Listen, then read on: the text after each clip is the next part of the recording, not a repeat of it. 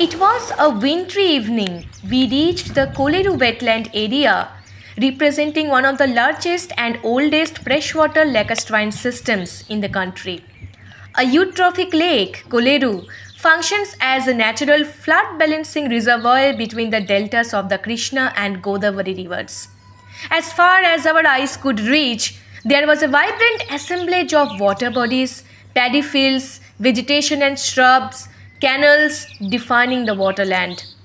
In 1999, 308 square kilometers of the lake, falling below 5 feet above the mean sea level, was declared as Kolleru Wildlife Sanctuary. The wetland is not just the home to a variety of resident and migratory birds, but a slew of those whose lives and livelihoods are dependent on the ecological system of Kolleru.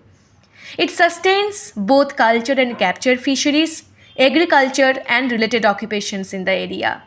Like the birds, the fisher community of Kolleru has stories of transiency, shaping and getting shaped by the nature of their relationship with the biophysical components around them.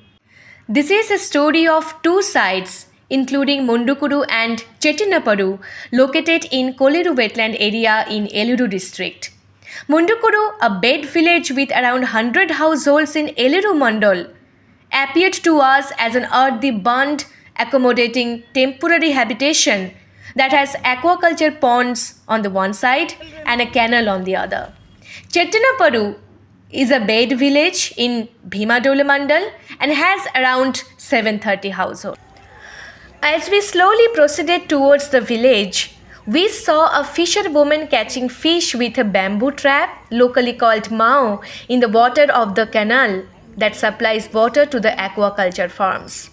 How water, a key component and a common in the Kolleru social ecological system, plays a dual role in livelihood activities of the villagers, dragged our attention. The water has once provided the viable livelihood option to those who have once migrated to this village, while the same water feeds the privately owned aquaculture farms that have grown to a massive extent in the past 30 years.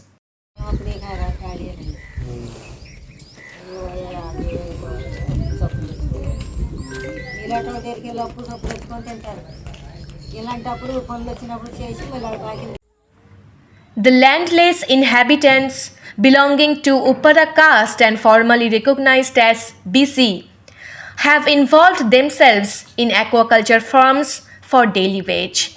It is about 90% of the villagers, including men and women, labor in the farms for 3 to 4 months a year, while in monsoon they catch fish from the canal and tanks. Apart from this, they work as agricultural laborers in other fields and as laborers in 100-day scheme of the government. At the crux of such a social ecological arrangement, there is a plurality of factors, relationships, materialities that define the properties as well as complexities of the couple's social and ecological subsystems through their interactions and change over time. These subsystems can also be defined by some variables, including size of the resource system, such as the wetland itself, mobility of resource units such as fish, level of governance, users' values and knowledge, nature's laws, which co-act to produce a variety of responses and outcomes. But how are those outcomes and changes related to vulnerabilities? How do vulnerabilities arise? And what constitutes vulnerability? Who is vulnerable? How is vulnerability linked to the ideas and approaches of viability? A small group of fishers who migrated to Mundukuru for fishing in Kolleru formed an organization, the social norms of which enabled them to distribute the fishing grounds. Each of the fishers received 12 cents areas for fishing activities. However, the collective has not been able to include all. Those who came later were exposed to the booming aquaculture and gradually depleting fish stock. Unchecked use of pesticides, commercial aquaculture discharge, sewage from 3 municipal areas, industrial effluents, and agricultural runoff carrying inorganic nutrients severely affected and altered the ecological character of the wetland. How fishers become laborers with changes to the land use, that is from wetland to aquaculture, from agriculture to aquaculture, or from wetland to agriculture, is indicative of a kind of social material vulnerability that manifests itself through shifting relationships, identities, and hierarchies.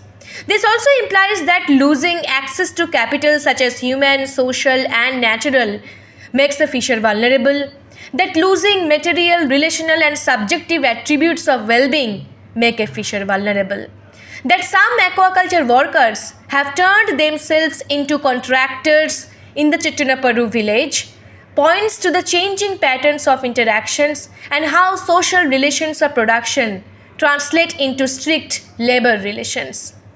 Some fishers also reflected the resource conservation drive of the government, taking away the access of the villagers to the common lake. There are three kinds of property ownership and uses in Mundukuru. Some people have received pattas ancestrally. Some have received written permission from the government to stay and use the land without any formal ownership. And rest are settlers, as they are conventionally called. But in Chettinapuru, about 65% of the villagers have been able to build houses on their own lands. Such heterogeneity also means that the same wetland has to offer distinct vulnerabilities to the fishers due to the variable social and economic standings. However, there may also be efforts in forms of coping, learning, adaptation tactics to avoid being affected by risks. Intriguingly, such dynamics also speak about the ways in which vulnerability and viability are intertwined. And it expresses the manner in which a fisher or a group of fishers respond to the multi-level precarities coming along with the vulnerability. Alongside the everyday household chores, the women spent 8 hours in laboring in the aquaculture farms to earn rupees 400 to 600 per day. Yet another gendered landscape, the aquaculture as a subsystem, is constituted by labor division, wage inequality, and poor work condition. Amid the daily grind, moments of leisure weave bonds of friendship and community.